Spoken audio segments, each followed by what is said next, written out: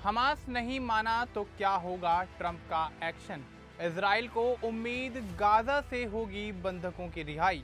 USA में मिला खजाना, सोने की चमक से चौंधियाई आंखें। विपक्षियों से चुन चुन कर बदला ले रहे हैं ट्रंप। बर्मिंघम जा रही फ्लाइट में क्यों मचा हड़कंप। नमस्कार, आप देख रहे हैं द न्यूज़ 15 और आपका स्वागत है हमारे इस खास कार्यक्रम में जिसका नाम है दुनिया का हालचाल।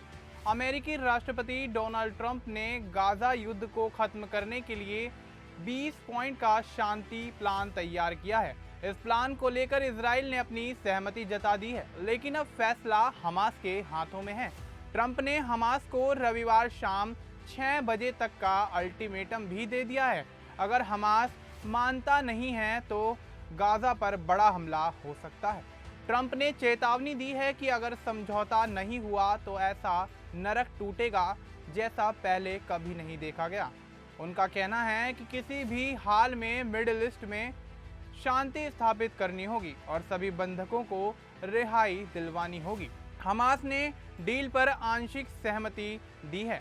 वह बंधकों की रिहाई को लेकर मान गया है, लेकिन गाजा के भविष्य और हथियार छोड़ने की शर्तों पर राजी नहीं है। हमास ये चाहता है कि गाजा की सत्ता किसी स्वतंत्र फिलिस्तीनी सरकार को दी जाए, जबकि ट्रंप के प्लान में एक अंतर्राष्ट्रीय बोर्ड ऑफ पीस बनाने की बात है।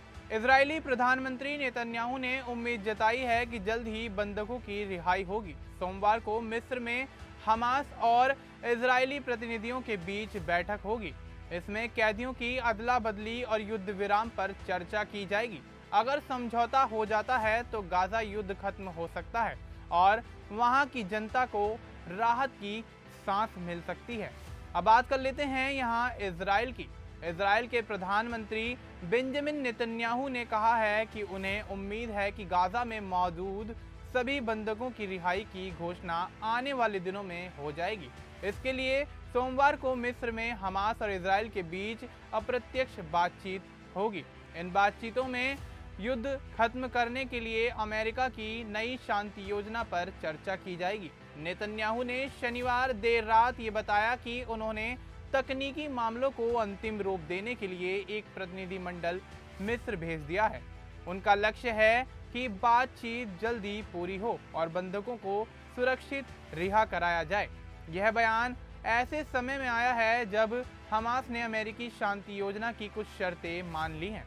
अमेरिकी राष्ट्रपति डोनाल्ड ट्रंप ने हमास की सहमति का दिल खोलकर स्वागत किया है, लेकिन चेतावनी भी दी है कि अगर हमास जल्द कदम नहीं उठाता है तो समझौते की सभी संभावनाओं को खत्म कर दिया जाएगा।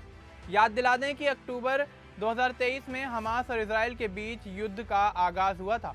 हमले में लगभग 1200 इजरायली मारे गए और 250 से ज्यादा लोगों को बंधक बना लिया गया था। इसके बाद इजराइल ने गाजा पर बड़े पैमाने पर हमले किए, जिससे काफी ज्यादा तबाही देखी गई। अब 2 साल से ज्यादा समय बाद ऐसा लग रहा है कि यह खूनी संघर्ष खत्म होने की दिशा में बढ़ रहा है और मध्य पूर्व में यानी मिडिल ईस्ट में फिलहाल शांति बहाल हो सकती है। अब बात कर लेते हैं यहाँ एक बार फिर से अमेरिका की। अमेरिका के फ्लोरिडा तट से वैज्ञानिकों और गोताखोरों को बड़ी सफलता हाथ लगी है। उन्होंने समुद्र के अंदर सदियों पुराना खजाना खोज निकाला है। यह खजाना एक स्पेनिश जहाज के मलबे से उनको मिला है, जो लगभग 300 साल पहले यानी 1700 के आसपास डूब गया था।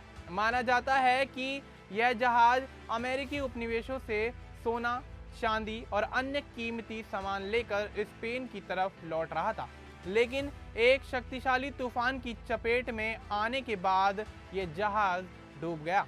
शोधकर्ताओं की टीम ने यह बताया कि मिले खजाने की कीमत तकरीबन $1 मिलियन यानी लगभग 8 करोड़ रुपए से ज्यादा है। इसमें 1000 से अधिक सोने और चांदी के सिक्के मिले हैं। माना जाता है कि ये सिक्के उस समय स्पेनिश उपनिवेशों जैसे पेरू, मैक्सिको और बोलीविया में ढाले गए थे।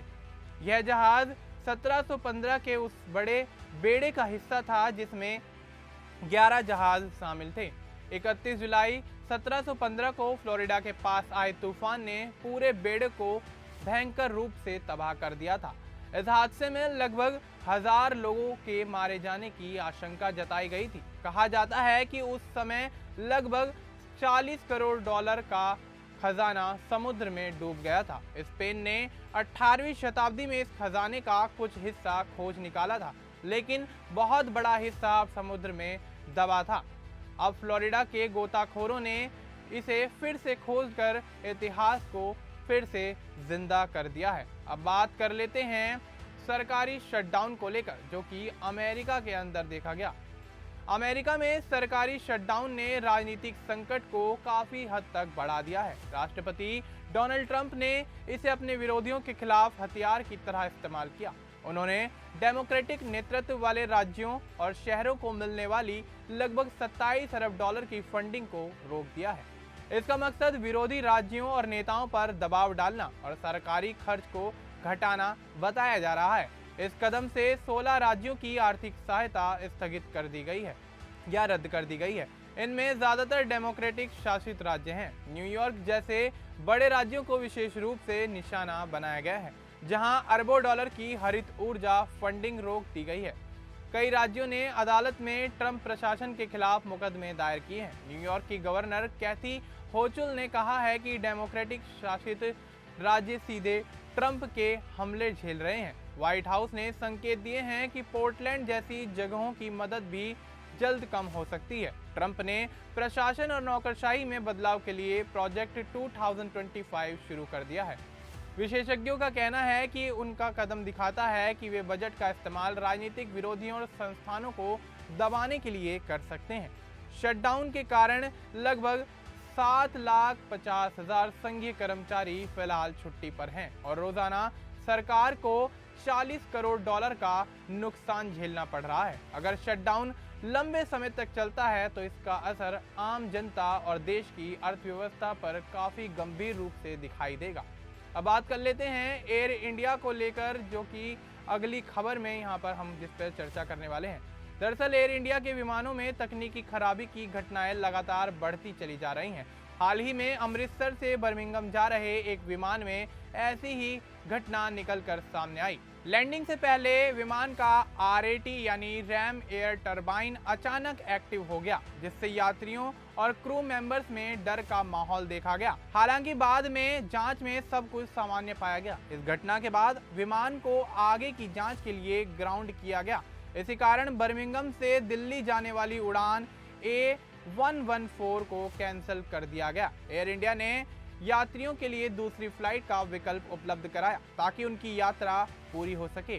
RAT आमतौर पर इमरजेंसी के समय ऑन होता है। इसे पायलट जरूरत पड़ने पर खुद को भी ऑन कर सकते हैं। अमृतसर से बर्मिंघम जा रहे ड्रीमलाइनर में 400 फीट की ऊंचाई पर RAT अचानक ऑन हो गया। इसके तुरंत बाद क्रू ने विमान को सुरक्षित तरीके से लैंड करवाया। RAT विमान की तकनीकी खराबी की स्थिति में काम करता है। यह electrical failure, hydraulic system failure या दोनों इंजन फेल होने पर नीचे निकल आता है। इसका काम विमान को ऊंचाई में स्थिर रखना और बिजली व कम्युनिकेशन सिस्टम को चलाना है। एयर इंडिया ने यह बताया कि विमान को आगे की जांच के लिए जमीन पर उतार दिया गया है। इस तरह की घटनाएं यात्रियों के लिए चिंता का कारण बनती हैं, लेकिन सुरक्षा का पूरा ध्यान रखा जाता है। तो दोस्तों, दुनिया के हालचाल में फिलहाल इतना ही। बाकी इस तरह की और तमाम अपडेट्स के लिए आप बने रहें द न्यूज़ 15 के साथ।